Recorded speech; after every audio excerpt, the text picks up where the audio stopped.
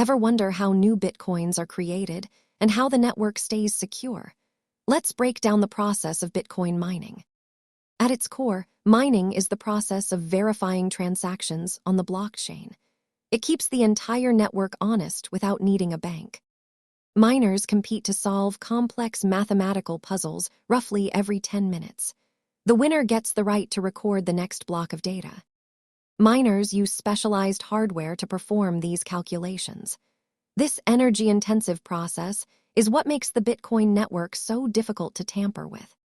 Unlike a bank that acts as a central gatekeeper, Bitcoin mining distributes the power of record-keeping across thousands of independent computers globally.